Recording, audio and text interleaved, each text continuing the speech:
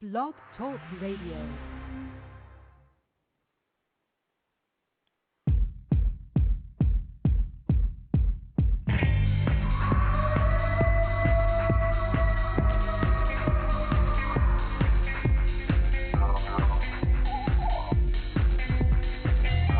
Welcome to Sasquatch Watch Radio with your host, Billy Willard, and the Blog Squatcher. Strap in, hold on tight, get ready, because it is about to go down.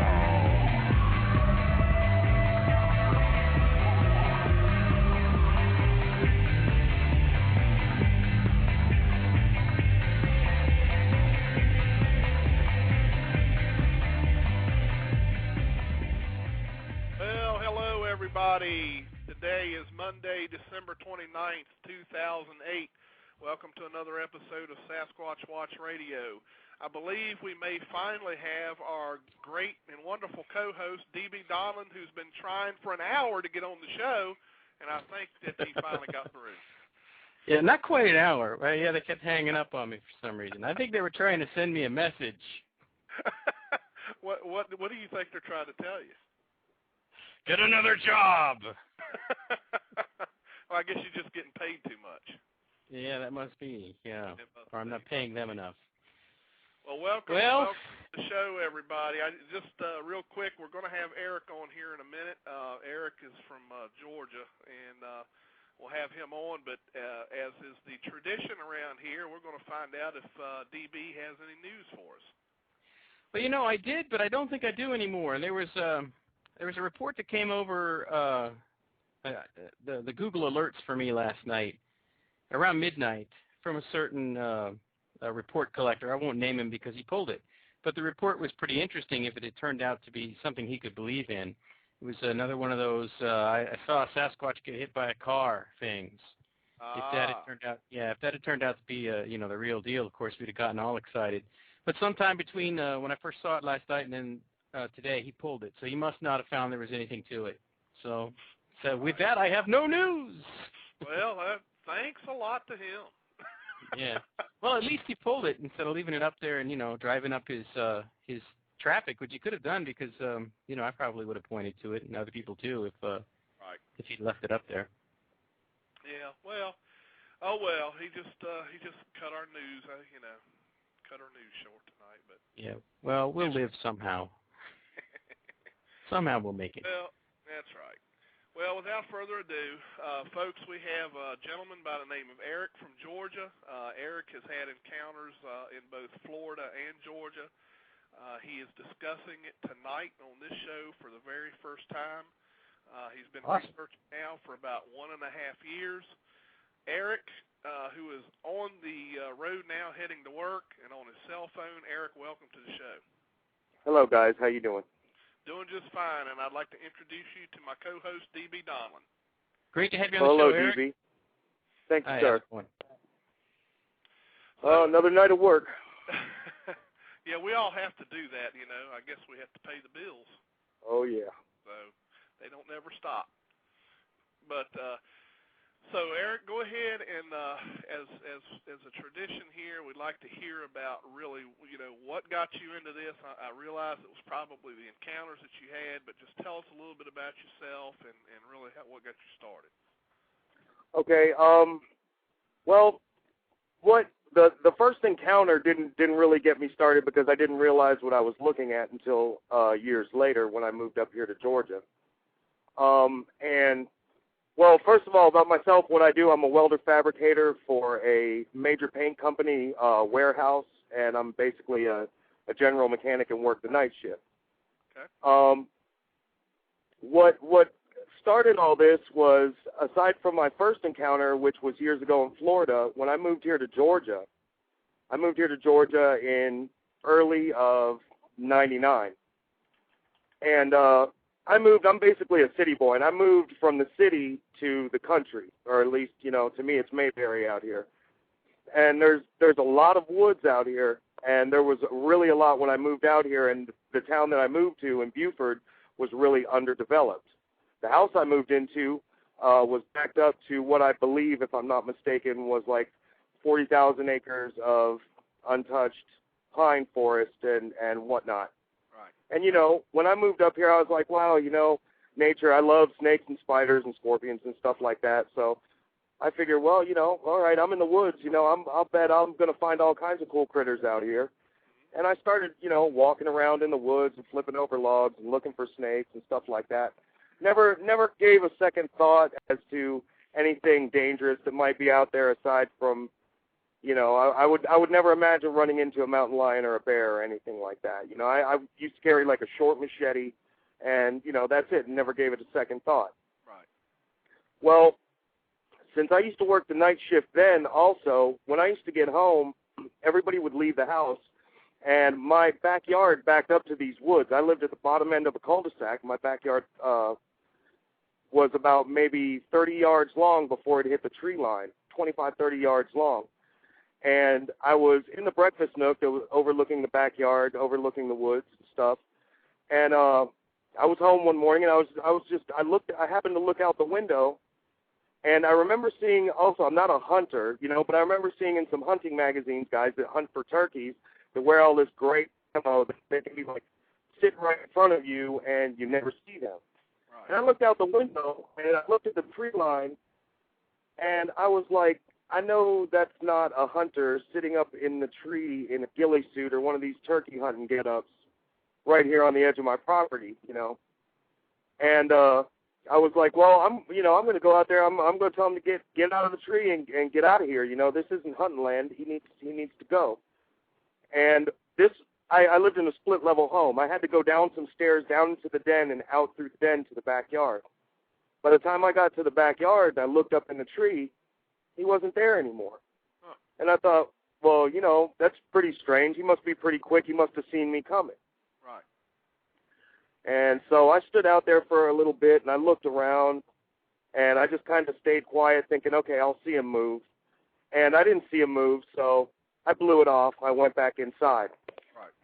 Later on that afternoon, still nobody was home, and I looked out the window again, and in the tree next to the tree that I saw this guy in a ghillie suit, I saw him again. And I was like, you know, that's it. I'm going to confront this guy, and I'm going to tell him he needs to get out of here. I'm calling the police. Right. So, again, I went down the stairs, and I got out the back door. And when I got out the back door, I remember thinking to myself, I could see from about what seemed about shoulder blade height to the top. And I was like, okay, this guy's seen me coming, and he's walking away from me, but it seemed like he had something massive on his back. So I jogged those 30 yards down to the wood line at a pretty quick pace to catch up with him. And when I got down there, you know, once you get down to the tree line, you can see into the woods, and it's just all pine straw. And I looked down in there, and I didn't see nobody. So I started yelling all kinds of threats about what I'd do if I caught him, and, you know, he puts a bullet in an animal, I'll put a bullet in him, and all this, that. Right. And I used to smoke back then. I used to smoke cigarettes. A couple, maybe 3-4 days later, I'd gotten home, and I got home early before the sun came up, and I didn't smoke in the house. I used to smoke in the backyard. I used to stand on the patio, Right. and there's no lights in the backyard. And I remember standing back there, and I was smoking a cigarette, and I was facing the tree line, and I was like, my eyes must be playing tricks on me because it looks like 3 or 4 people at the tree line, like, swaying back and forth. And then I was like, but they're kind of too big to be people. Right. So I cupped my hand, and I flicked my lighter, and when I flicked my lighter, it seemed like these 4 shadows moved behind the bushes. Because at first, when I thought I was seeing shadows that were swaying back and forth, I could see legs. I could see a torso. I couldn't see any detail, but I could make out that they were pretty tall, and I thought they were tall shadows because of the tall trees. But when I flicked my lighter, I could still see them, but then they were standing just inside the tree line. Right. And it kind of creeped me out a little bit, and I was like, you know, I must just be paranoid of the woods or something. I just must not be used to this. Right. So, again, I blew that off. About 3 nights later, me, my brother-in-law, my sister-in-law, and my wife were having dinner in the breakfast nook overlooking the backyard. It was a warm night. It was real still. It was real quiet. We had just finished dinner, and we were sitting there at the table, and we were talking. And up on the windowsill of the bay windows that overlook the backyard, we have vases. We were sitting there, and we were talking, and all of a sudden, this loud, super loud, high-pitched, but at the same time guttural roar started coming. It sounded like it was outside the window. It was like you could, if you took like one of these big stereo speakers and put it against your chest, the vibration that it makes would be the vibration that was reverberating in my chest. The vases on the shelf on the windowsill were actually vibrated because I actually saw them move. Because as soon as we heard it, all our eyes fixed on the window. Right. And it sounded like something was right outside the window. But again, this being on the second floor, you know, we couldn't. All we could see in the backyard was black. We couldn't see any light whatsoever. Right. And it kept on going on. So I told my brother-in-law, I said, grab your flashlight. I'm going to grab my rifle, and we're going to find out what this is. Now, I knew it wasn't a mountain lion because when I used to live in Florida, I had a girlfriend who had a mountain lion cub as a pet. Right. And you know, so I've heard mountain lions, you know, I've seen them in the zoo, I've heard them growl before, I've heard bobcats growl, and I really wasn't about to chalk up something that loud to a bear. Right. You know? And so I ran downstairs, I grabbed my rifle, and my brother-in-law came downstairs, and we stepped outside the back door, and I told him, I said, don't turn the flashlight on until I say so. I got ready, and I told him, okay, hit it. And he turned the flashlight on. When he turned the flashlight on, I heard these, like, they were like labored noises, like something large was trying to get somewhere, and I heard trees breaking. Uh-huh. And, you know, my brother-in-law was like, forget this. I'm not standing down here. I don't care what kind of rifle you got. I'm going back in the house. So he took off and left me standing in the dark. So I turned around, and I went back in the house, and we sat there and we discussed it for a while, and I was like, that's the loudest thing I have ever heard in my life. That sounds like some kind of escaped zoo animal. Right. And they were like, you know, oh, what do you think it is, Bigfoot? And that kind of had me thinking, Bigfoot. You know, all these strange things I've been seeing, I wonder. Right. You know, so I was like, well, that was really spooky, you know. So I started arming myself when I started going in the woods. I started carrying a pistol with me when I went in the woods. At that time I was thinking, well, if something like that runs up on me, I'll just blast him and that'll be the end of that. Right. About 3 days later, I went in the woods and I looked around where I heard that noise, and there was a creek that ran through there I don't know how far. I followed it for hundreds of yards and still never found the back side of it. And I went down there, and the creek had dug a deep ravine where it had been running for years, I guess, and it looked like something clawed its way up the bank. There was a big, like, slide on the bank, but there was no tree debris, there were no tree trunks or nothing. Right. And it went up, and then there was, like, in the woods, there was almost a hole, kind of like a cave or a tunnel that was torn through the woods. That was the report that I posted on the BFRO website. Right. And it really creeped me out. When I saw that tunnel is when I realized what I had encountered in Florida. Right. And I was like, that's really strange, because it brought back to me I remember a tunnel in the woods. That's all I can remember, and I've always remembered that from way back when, because it was really weird. Right. The eye-to-eye that I had with this creature was maybe about a week and a half after, and I was out in the woods again, and I was at this big log, and I'd been there for about 20 minutes, and I was tearing it open, you know, again, me looking for the bugs and all this stuff. And I remember looking up, And when I looked up about 20 yards away from me, I saw something that it looked like a head, but it looked too big to be a head. Right. And it looked like it was like, as if you were looking at somebody almost at eye level, but they're not looking at you. They're facing you, but they're looking at the ground. Right. And I remember thinking to myself, you know, my eyes are really, I must be losing it because I'm sitting here seeing this head, and to me it was like, it was too big to be a skull. It was just too big. It was like the size of like a jack-o'-lantern. Right. And Wow. I remember I was like, man, this is really strange because it seems like I can see like a brow ridge, Right. and I can almost see a nose, and it looks like a bottom lip. While I was thinking that, I noticed that it kind of moved. Right. And it seemed like, again, picture, if you will, somebody facing you, looking down at the ground, but then not moving their bodies, not moving their face or anything or making any gestures, but just moving their eyes slightly upward to look at you. Right. And that's what I saw. Now, it didn't open its eyes wide, because if I would have seen distinct eyes, I probably would have took off running or messed myself right there. Right. And I remember I was like, that really looks like an ape. And then I started thinking Neanderthal. Then I started thinking Sasquatch, and I was like, wait a second. And I turned away from it kind of slowly, and I looked at the ground for a second. And I looked back up, and when I looked back up, in that little spot where I saw it was just beyond a small hill. And I remember looking at the foliage again and thinking, that's funny that the head isn't right there where I was just looking. Right. And I walked down there, and there was nothing there, but there was a spot cleared between the bushes. It wasn't really flattened out, but more like something had kind of like wedged itself between there.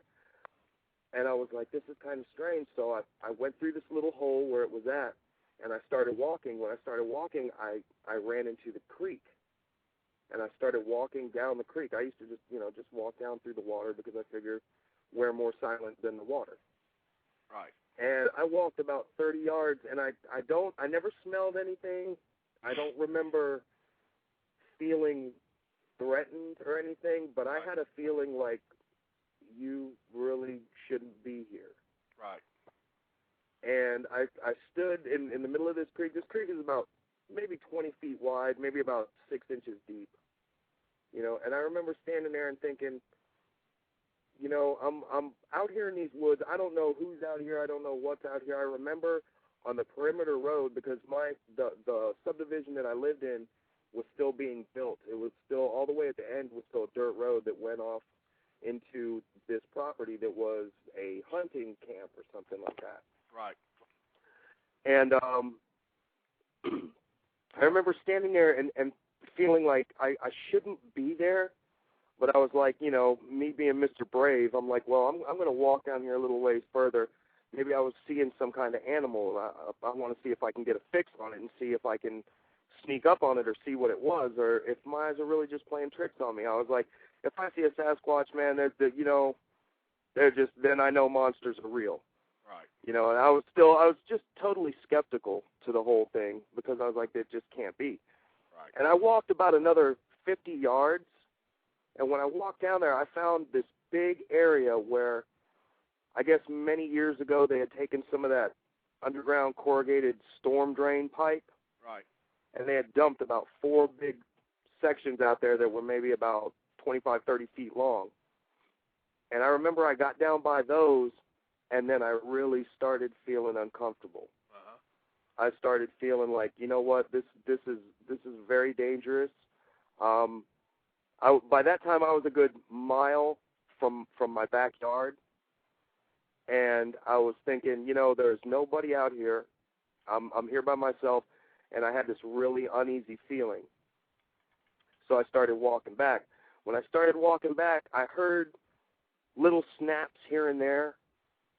But what I noticed was as I walked back towards my home, that uneasy feeling went away. When I got back to my backyard, I felt like turning around and going back out. Right. But I turned around, and I remember standing there, and this was about 4 o'clock in the afternoon. you know, and the woods were the foliage was pretty thick, but they were pretty well lit. And I remember standing there staring into the woods and thinking to myself, you know, I'm standing here and I'm looking at something and something's looking at me, but I can't quite see it. Right. And I remember seeing something that looked like, because, you know, a deer can be standing right there in leaf litter and be standing 3 feet away from you and you never see it until it moves. Right. And I remember seeing what looked like a tree trunk because it was brown. Right. But it was green also. That's where the ghillie suit comes in, because this looked like a guy in a ghillie suit. Right. And I remember going over to the tree. When I came back out of the woods, I remember going over to the tree and looking at the tree where I thought I saw this guy, and there were no marks on the tree. There wasn't a deer stand or anything.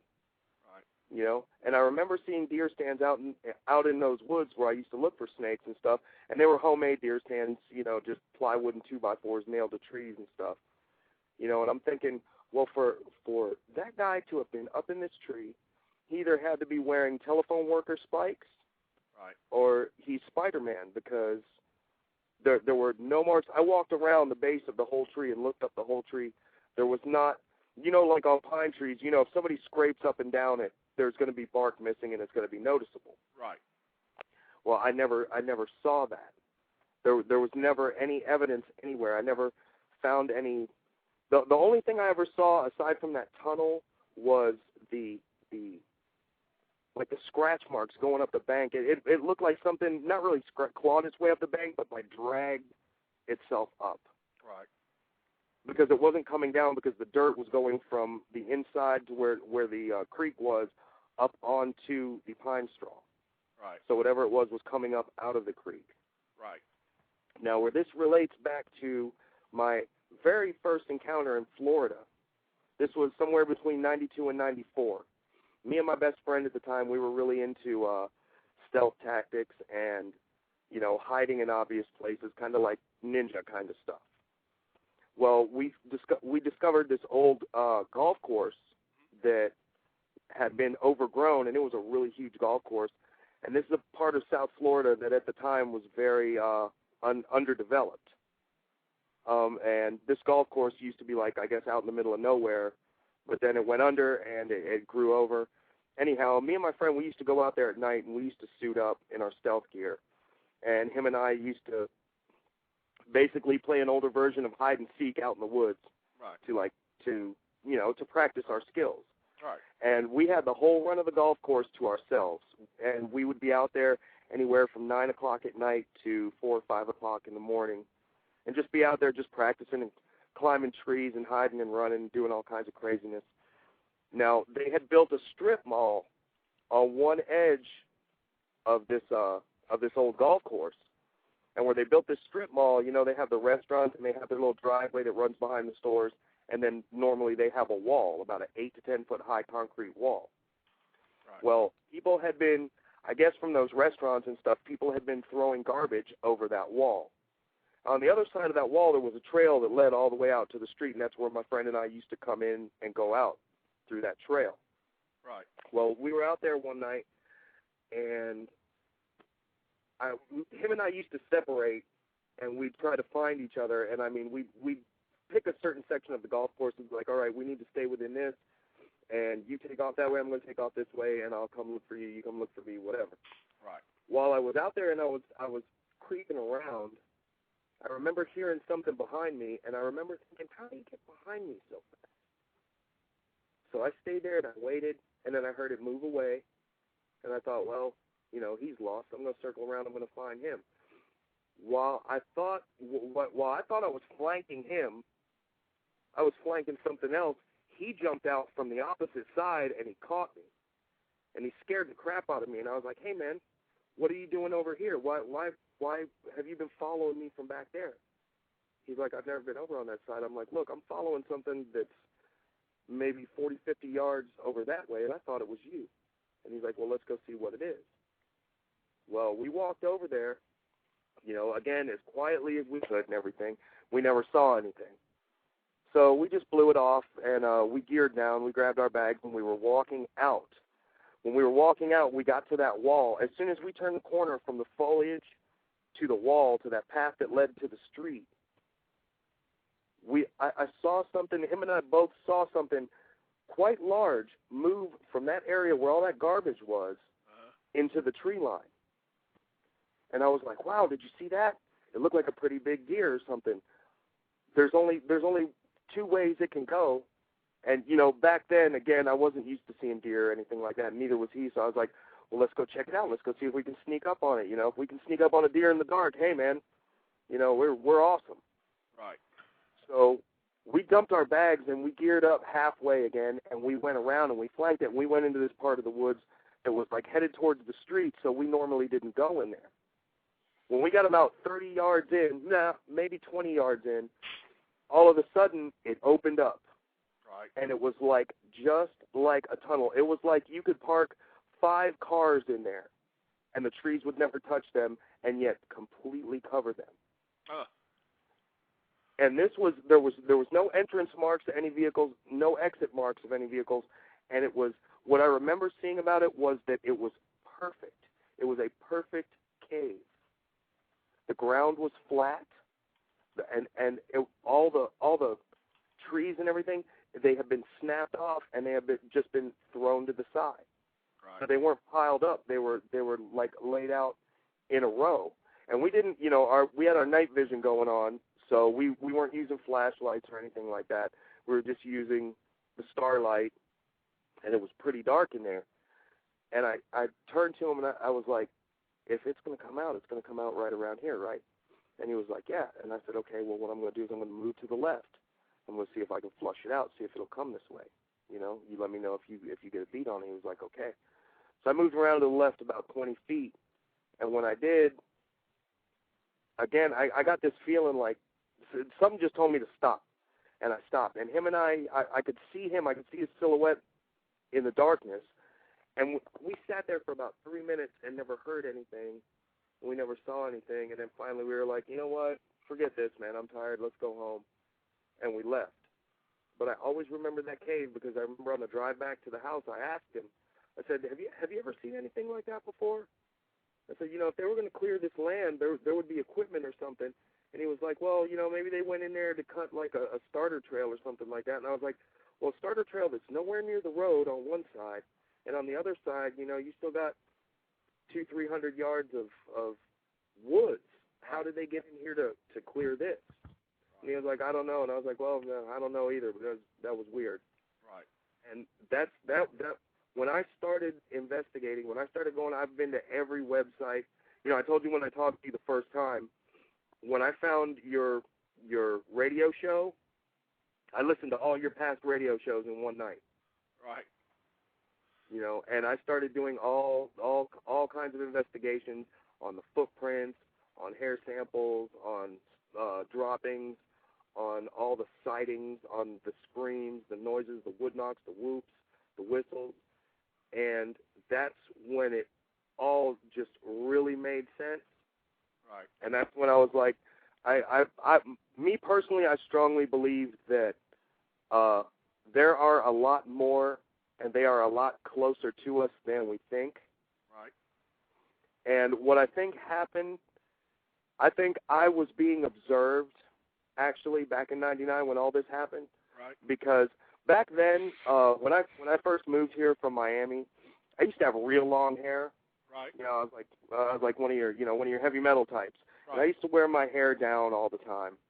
You know, so I looked like a big cousin it all the time. Right. And I, you know, every time I went in the woods or anything like that, you know, I always had my hair down and stuff like that. And I remember it was just like when I remember seeing what I thought was the guy in the ghillie suit in the tree. You know, I knew, I was certain that was a person up there. Right.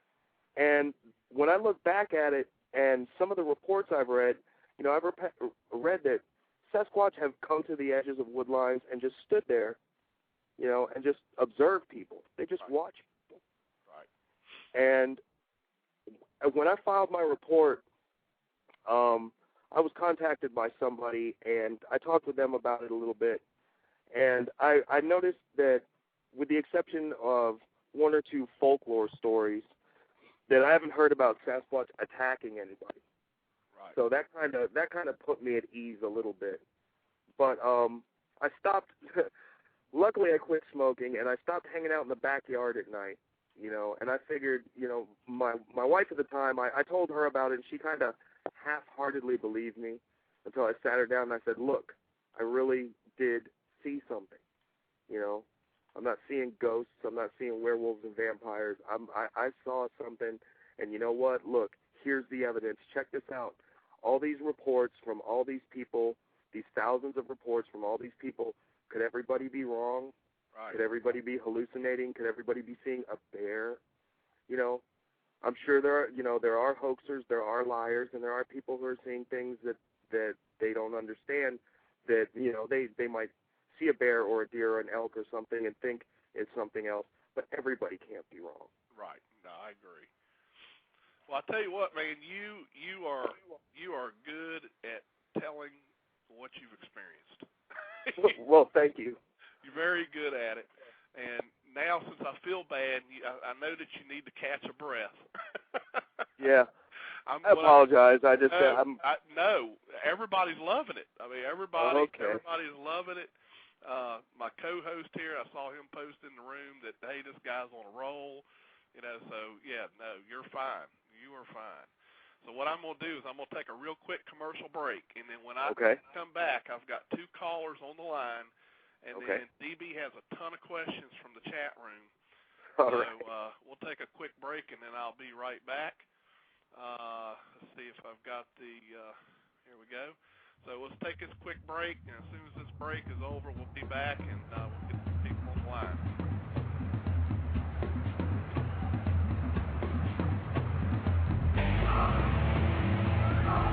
You are listening to Sasquatch Watch Radio. Stay tuned.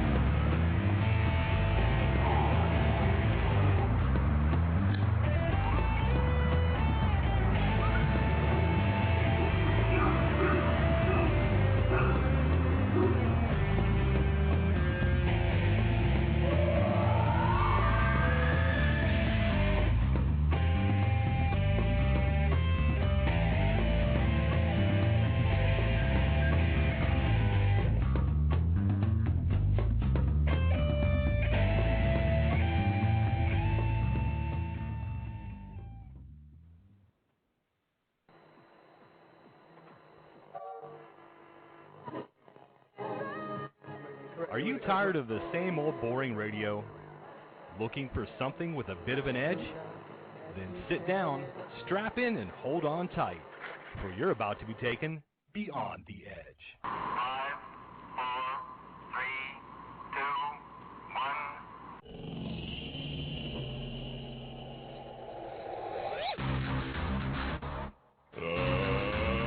Let's get ready to rumble! It's Down and Dirty Paranormal Talk Radio that takes you beyond the edge. Join us here on Blog Talk Radio Friday nights at 9 p.m. Eastern for Beyond the Edge Radio, as we interview the everyday investigator to the seasoned researcher. From ghosts and hauntings, demonology, UFO and alien life forms, cryptozoology, psychic phenomenon, and other mysteries and unusual anomalies. Paranormal Talk Radio that goes beyond the edge, and it's right here every Friday night at 9 as we take you from the boring everyday normal into the world of the paranormal. Think you're brave enough? Then lock your doors, open your minds, and join us if you dare.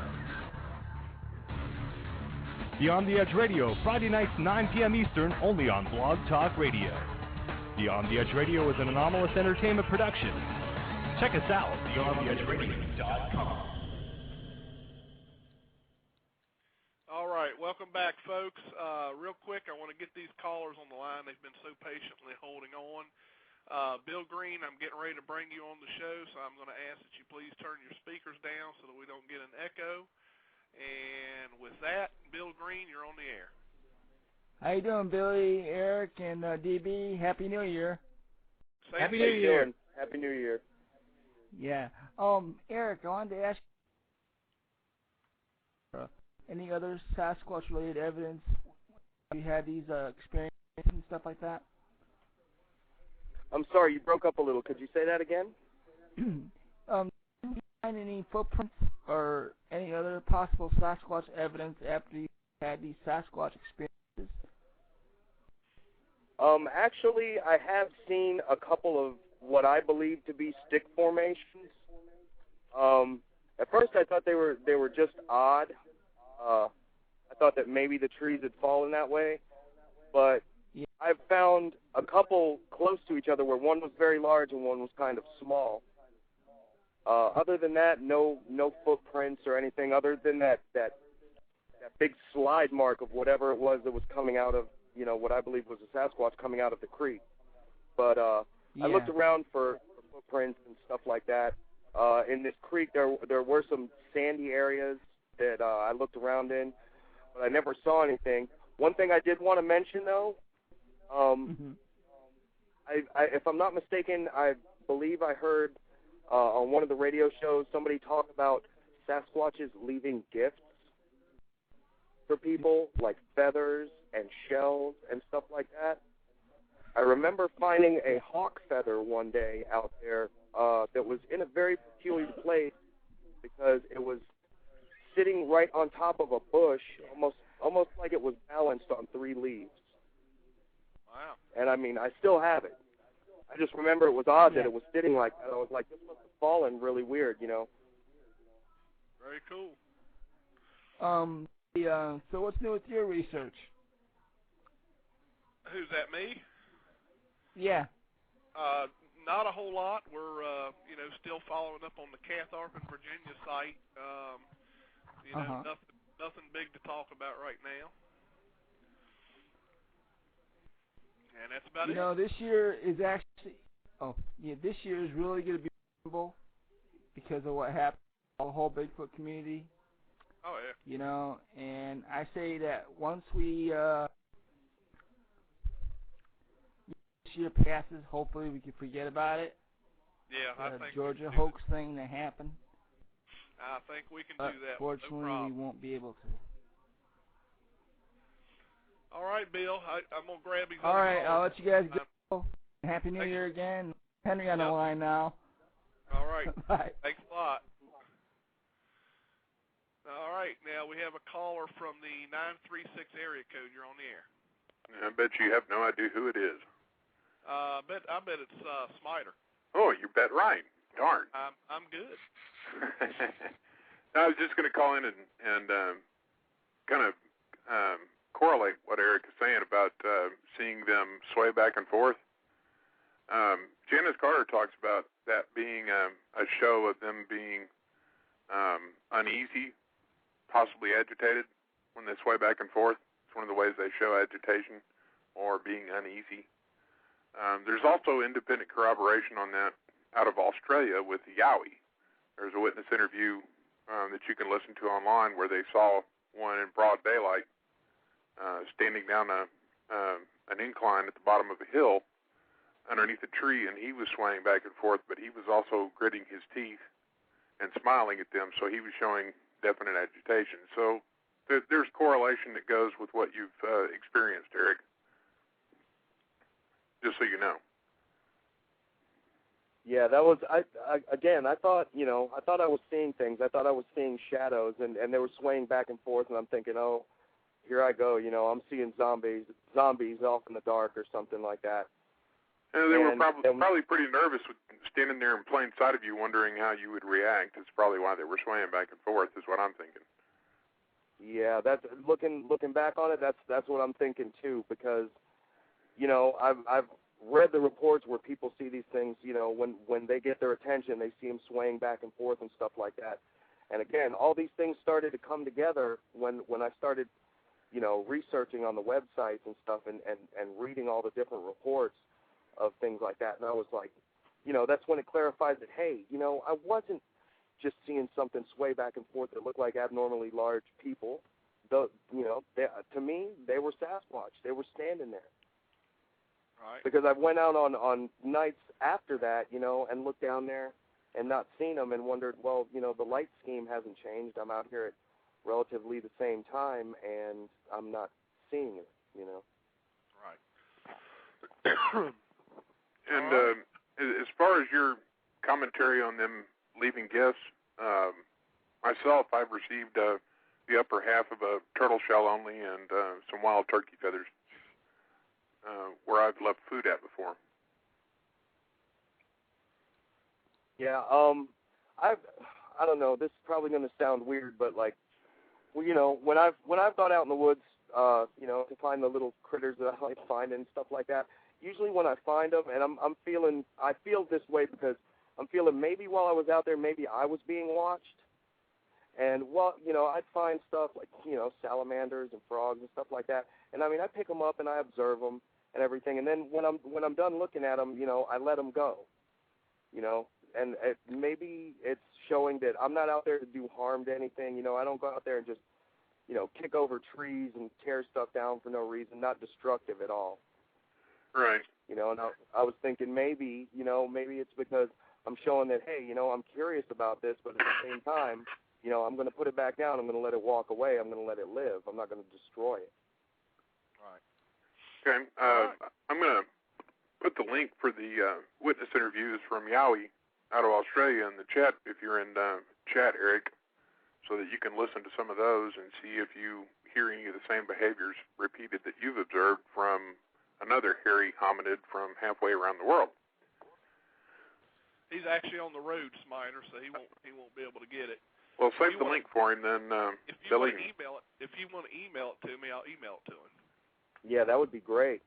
Okay, well, I'm putting it in the chat now, and I'll email it to you on the North American Bigfoot Club. Is that what it is, Billy? Yeah, you can actually just hit me at bwillard@sasquatchwatch.net. Okay, I'll send you a link there then. All right. All right, great show tonight. All right, thanks. Bye-bye. Bye-bye. Bye. All right, DB, let me, I know you've got a ton of questions, and I am prepared to be served. That was for JC. He's telling lies about me in the chat room. The nerve. Well, now let's get to some serious questions here. Now, there is one question. Maybe Stan was serious. Stan Courtney asks, Eric, what did you think about that whole Georgia hoax deal? I think it was a big step backwards for Bigfoot research because, you know, there's Bigfoot researchers catching up flack as it is, and for somebody to just go out there and do that blatantly and, you know, it be such a big hoax, you know, the credibility just goes way down for everything. Yeah. You know, that you're just going to get more people saying, well, you know what, now we don't just want a body. You know, we want a body on a trailer in the town square. We want everybody to be able to see it. Until then, we're just not going to believe anything you say. Right. Okay. Yep. Good answer. Eric Altman passed along this question. He wants to know how much wood would a woodchuck chuck? One of the leading, you know, lights of Bigfootry asks, so how much wood would a woodchuck chuck? There you go. There you Thank go, you Eric for Altman. your very, very wonderful question, Eric. All right, That's Kite right. Squash asks, because he missed this part, he wanted to know where in Florida was this happening? This was South Dade County. South Dade County. And South Miami. Okay. Scout Finch wants to know, did you ever get any reports from Hungry Mother State Park? Actually, he was talking to me on that one, DB. That's actually a park here in Virginia. My bad. Well, forget I said that, because I've got more. Jason Will wants to know, could you make out the hair color? And you did mention this. You said you thought he had some green in his hair. I suppose that could be leaves actually stuck in the hair. Yeah, to make that I think green. that's what I think it was, because like I said, as soon as I saw it, I just thought ghillie suit, because Right.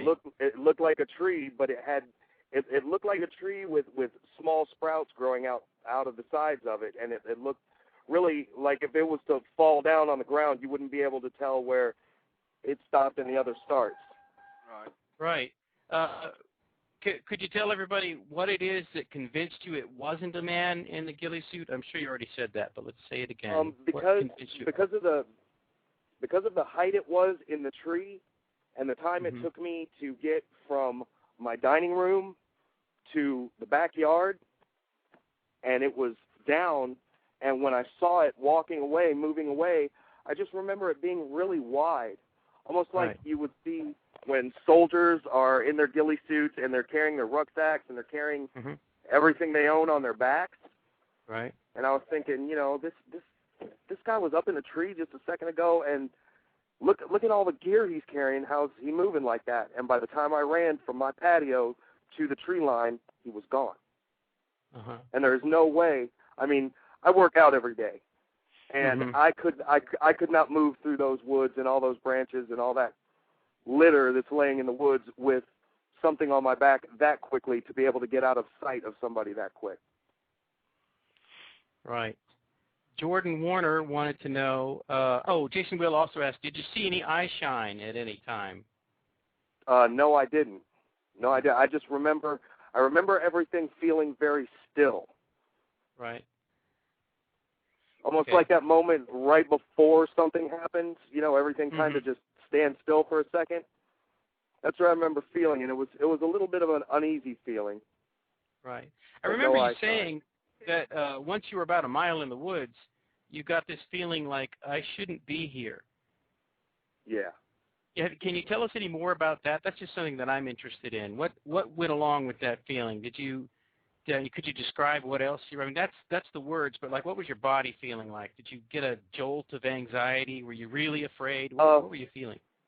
It's like I got that uncomfortable chill down my spine, just for a second, because you know I'm pretty happy-go-lucky. You know, I don't worry about a lot of things like this, and I was just like, you know, this is kind of weird, and I stopped, and you know, like I was telling Billy, I was standing in the middle of the creek. And I was just standing there, and I was like, you know, this is wrong.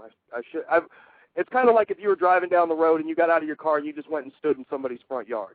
Right. You know, it kind of like that awkward feeling, like, you know, this is somebody else's house. I really shouldn't be here. Maybe I should just move on. Yeah. And that's when I turned around and started coming back to my house. All right. Jordan Warner wanted to know, did it look more human or more ape? It looked more human.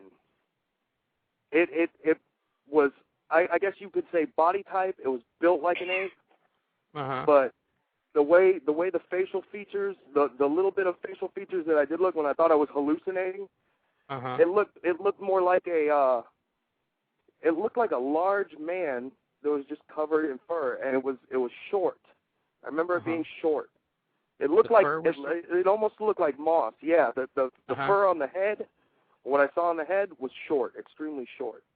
I couldn't see skin tone or anything, but it was very, very neat. That's why I thought I was seeing things, because it was very in place in a very out of place area. It just caught me off guard. Yeah. And then Blue Tracker kind of asked a similar question to one that we've already asked, and that was, did you have a fear when you were being watched? And this might also include when you were back at your house. No, because I didn't really. I wasn't thinking Sasquatch then. I thought, you know, I've played too many of these zombie killer video games, and I'm seeing things down at the tree line swaying like zombies, you know, and it wasn't clicking then, you know. I was like, they got to be shadows. And when they moved back behind the tree line and the legs were gone, that's when I was like, you know, I need to turn the video game off, and I need to go ahead and go to sleep because I'm just too tired. Right. Well, you must have felt a little bit of, you know, at least a little out of sorts. You didn't know what it was that was going on down by the tree line. Yeah, well, it was a little creepy, you know, but I mean, again, I'm one of these people, I'm not afraid of the dark. I'm not afraid of the woods at night or anything like that. So I was kind of like, I figured the light on my back porch went out about, you know, I guess 20, 25 feet or something like that. I figured, well, if anything comes within this light, I should be able to get back in the house and get to my rifle before anything gets me. So, you know, I never thought of anything down the dark tree line that would be standing there swaying, looking at me. Right. Well, that was the end of our questions, or at least the ones that I had before I started asking you. If anybody asked a question after that in the chat room, go ahead and type it again, because I would have missed it. Yep. And that is it. Back over to Billy. All right. I've got a caller on the line. Before I get him on, just to let everyone know who may not be in the chat room, the call-in number tonight is 347-237-5070. Again, it's 347-237-5070. And with that, we'll bring Mr. Henry May on the line. How you doing tonight, Henry? Oh, just fine, just fine. Wanted to ask the guest what part of Georgia did you have your sighting in? This is in Beaufort, Georgia. Okay. It's in Gwinnett County. Where is that at? This is like north central Georgia. Okay. If you drive an hour north of where I was living at the time, you will be in Franklin, North Carolina. Yeah. Well, the sighting I had, which was my first sighting, was in was near Woodstock, Georgia, which is north of Atlanta, about 30 miles. And that was actually my first sighting. Yeah, I've read a few encounters here in Georgia. Yeah, in Cherokee County. That was in Cherokee County. And yeah. Where we lived was right on the edge of the Appalachian Mountains. I mean, we were right in the foothills. Right in the okay, foothills then you were probably in Helen. Yeah.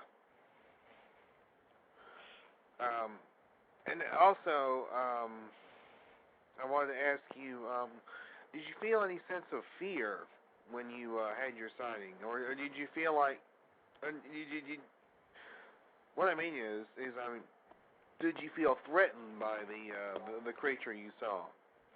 No, I never felt threatened. The only feeling I seemed to get was a feeling of like, kind of like when your significant other looks at you and they don't say nothing, but the look on their face says "go away." Yeah. You know, I felt like that. I felt like something was just like, get out of here. You're not supposed to be here. It reminds me of that look. It reminds me of when Roger Patterson took his film of the Sasquatch. He told John Green the feeling he got when he saw it was, you know how it is when the umpire says one more word and you're out of the game. He says, well, that's how he felt. So, and the one I saw, that kind of gave me that look too, because I saw the face of the one that I saw. So, right. But it's interesting how you can have those different feelings. It's not really intimidation. It's just, back off. Yeah, it's just that feeling of you don't need to be here right now. Right. Have you ever felt any any feeling of dread or a feeling of sickness around them, like infrasound? No, not really. The only thing I felt as far as real dread or anything was the night of the vocalizations, when I went outside and then my brother-in-law left me standing out there in the dark. And I heard something, like I said, I heard something crashing through the tree line, and it just sounded really big. And after those noises, I mean, it was like somebody had a speaker in my face, and they were blasting it right on me. It was so loud, and that's what made me think, okay, well, it's something heck of a lot bigger than I am, and I'm out here in the dark, and if it's crashing like that through the trees, if something like that comes back around, once it gets in the yard, the yard's all grass, I'd never hear it, and I got really nervous. I mean, I laid in bed awake that night for a good 3-4 hours, just laying there, just listening outside. Wow. I remember feeling really nervous, Yeah. Well, anyway, that's all the questions I wanted to ask, and I want to wish y'all a Happy New Year. Yep. Happy New Year. Yep. And thank you for answering my questions there, Eric, and keep up the good work. Well, thank you. Thanks a lot. See you later, guys. All right. All right, folks, I'll say the number. We've only got about 5 minutes left of the show. I know, Eric, you've probably got to get to work. Yeah, I got my boss eyeballing me already. Oh. That's all right. It'll be all right. Okay. Area code 347-237-5070. Folks, you've only got about 5 more minutes. 347-237-5070. DB, was there any more questions in the chat? Nope, I didn't see any more. All right, very good. Yeah, we've always been interested, Eric, in the feeling. You know, the feeling, because we Right. get a lot of descriptions of that feeling, of people feeling like they're not wanted there, or people talk about, you know, the chill you get, you know, feels like the hair standing up on the back of your neck, you know, that kind of thing. It's always interested us because we've always wondered if it's triggering a feeling or if it's a reaction from something. Right. You know, so yeah, it's always. Well, I noticed that with many people, the feeling seems to come from either the people that are tracking them, that are trying to have encounters. When it seems like when the Sasquatch moves close, everything's fine, and then they get seen or they get heard. When people start moving towards them, it's almost like a reactionary thing. That's when people start feeling uneasy, or when people say, I saw something, I started moving towards it, and then all of a sudden I got a sick feeling. It seems like it's almost like a defensive thing. Right. Right. Yeah, it's definitely different. I know Kite Squatch is asking me a question about a disoriented experience. That's how I explain an experience that I had when I had I didn't have a sighting, but we knew that there was something going on in the area, and my 2 of my kids had a sighting at the time, and I ended up getting this disoriented condition where I didn't know how I'd gotten into the woods, and I just, for about a couple minutes, I was just kind of paralyzed. I mean, I literally laid down on the ground, and I've never had it happen before that time or after that time. I've only experienced it once in my life. So you didn't have a feeling like that, right? No, not at all. I felt like that get out of here feeling, like you shouldn't be here. But also, I think, again, just my opinion, I think it's all in the demeanor of the person that is in the area. Right. Because I wasn't in there like actively searching for them or looking for them or anything. I was just out there kind of, you know, poking around and prodding around, and you know, I think it got their curiosity going. And where I used to live in that yard, you know, I used to spend a lot of time in that yard by myself doing a lot of yard work. And you know, I'm sure, you know, they're curious. You know, they want to be observed or observe us on their terms. Right. Right. With something so big, I wouldn't argue with it. Right. No joke. DB, do you have a question? I know you got a question just waiting. No, I actually don't. I mean, he's explained all of that pretty well, what he felt, and I mean that feeling where he suddenly stopped and said, "I shouldn't be here." I mean, that interests me because other people have said very similar words, where they suddenly stop short and they have an idea like, I should not be here, or I'm not welcome here, or I should get out of here. You know, they have those same thoughts, and that puzzles me. You know, I mean, how, unless they're all listening to this radio show now, and then that's why they think it. I mean, which isn't possible up until this point.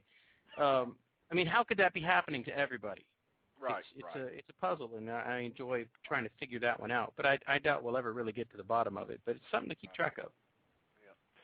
Well, Eric, show's about over. We want to thank you for coming on the show. We really appreciate it, and we hope that you'll accept an invitation to come back, especially if you have more experiences. I would love to, and thank you very much. Thanks for listening to my long-windedness. It's just I get so excited by telling this stuff because it's like, wow, I actually have people that are listening and not laughing and making jokes. Right. Yeah, I know. Well, thank you so much, Eric. We appreciate it. We'll let you get inside before your boss fires you. All right.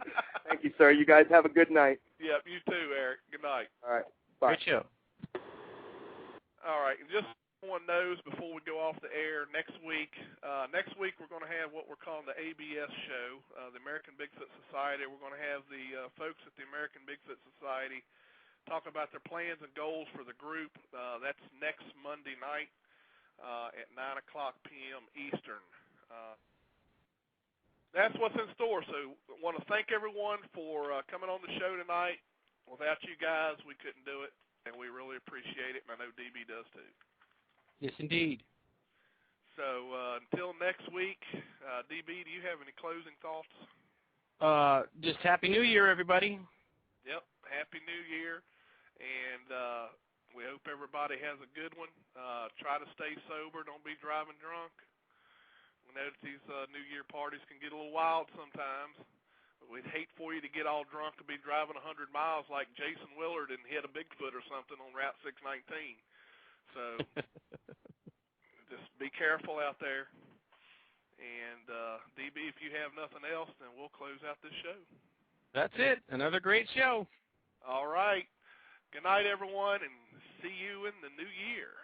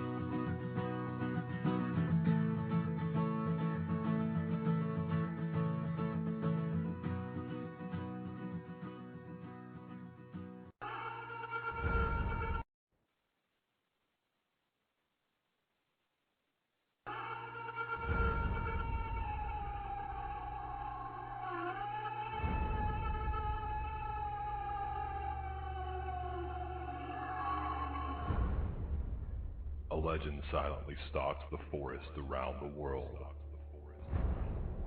leaving giant man-like footprints in its wake. Skeptics scoff while the true believers search for the answers, and those who have seen it will never forget.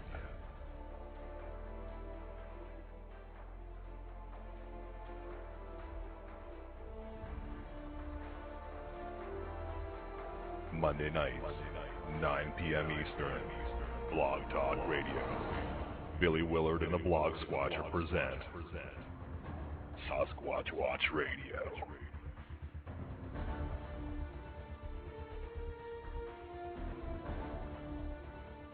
Your hosts Billy Willard and Dee Donlin bring you 60 minutes of the latest news and information, newly discovered evidence, and interviews with those searching for the truth and those who have seen it. Do you believe? Want to know the truth? It's out there waiting. Monday nights, 9 p.m., Blog Talk Radio. Sasquatch Watch Radio. Sit down, hold on tight, get ready, because it is about to go down. blogtalkradio.com/Sasquatch Watch Radio.